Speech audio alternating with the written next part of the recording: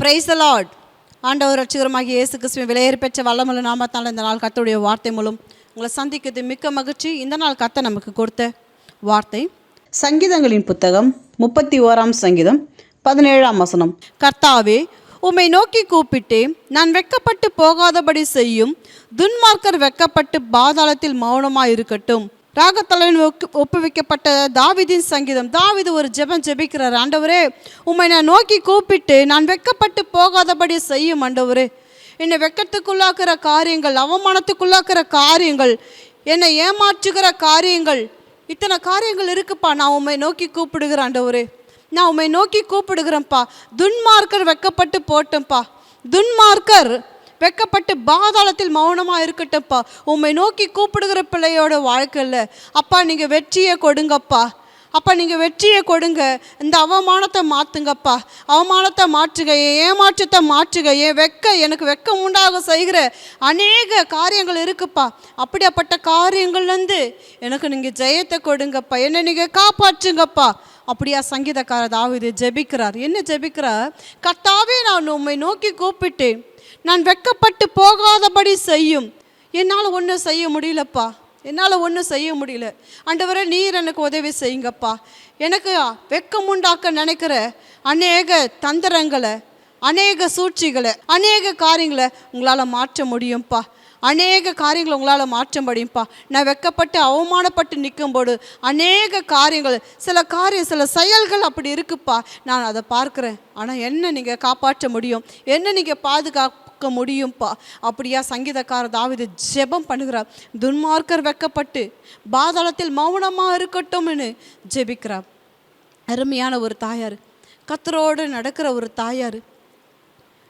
குடும்ப சூழ்நிலை, வேலைக்கு போக முடியல, 3 பிள்ளைகளை கவனித்து, பிள்ளைகளோட படிப்பு, எதிர்காலம் எல்லாம் இருக்குது. அவங்களால ஒரு வெளியில் போய் பிள்ளைகளை விட்டுட்டு வெளியில் போய் அவங்களால வேலை செய்ய முடியாத ஒரு சூழ்நிலை. சமீப நாட்களில் அவங்க குடும்பத்தில் அநேக கடன் பிரச்சனை, பாரம்.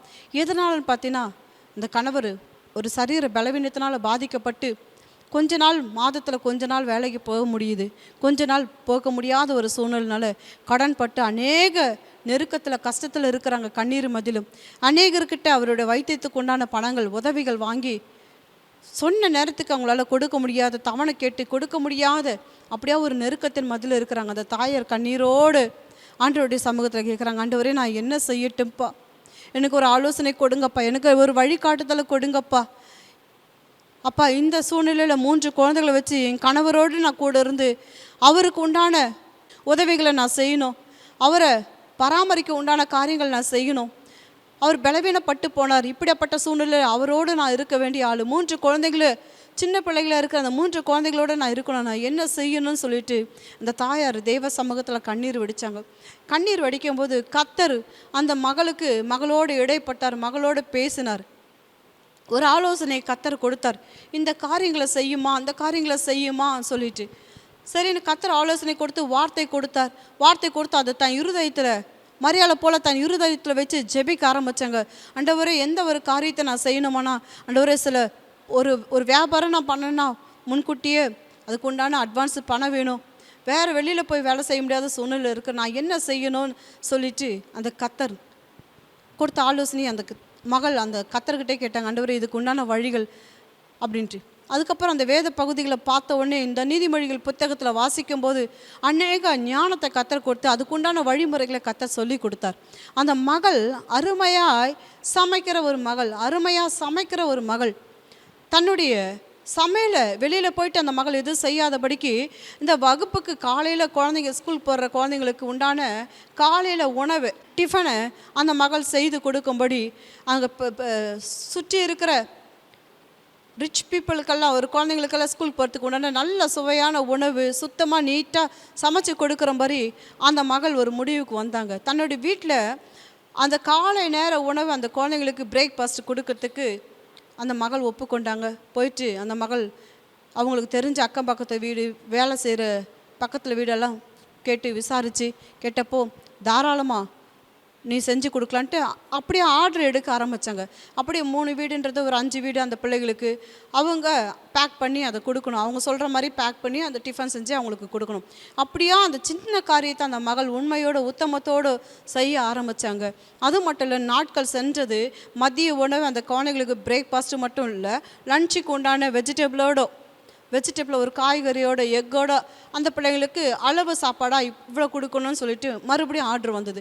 அப்படியா அந்த மகள் அந்த சிறு காரியங்கள் தான் ஒரு 10 குழந்தைங்களுக்கு மட்டும் அந்த மகள் காலையில் பிரேக்ஃபாஸ்ட்டு மதியம் லஞ்ச் உணவையும் தயாரித்து கொடுத்து தன் பிள்ளைகளே பார்த்தாங்க, தன் கணவரை பார்த்தாங்க. அதில் வர பணத்தை வச்சு தன்னுடைய கணவரோட வைத்திய செலவு பண்ண ஆரம்பித்தாங்க. சுற்றி யார்கிட்டலாம் கைமாற்று பணம் வாங்கினாங்களோ, கடன் வாங்கினாங்களோ அதெல்லாம் கொடுக்க ஆரம்பித்தாங்க.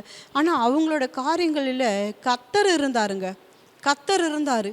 அந்த அம்மா எவ்வளோ நெருக்கப்பட்டாங்களோ, அவமானப்பட்டாங்களோ, அப்போவே அந்த நெருக்கத்தை அவமானத்தை கர்த்தர் மாற்றும்படி அந்த வருமானத்தை கர்த்தர் கொடுத்த ஆலோசனையை படி அந்த வேலையை மகள் ஆரம்பித்து செய்ய கர்த்தர் அந்த பிள்ளைக்கு ஞானத்தை கொடுத்தார். அந்த பிள்ளை கையிட்டு செய்கிற அந்த கைகளின் பிரயாசத்தை கர்த்தர் ஆசீர்வதித்தார்.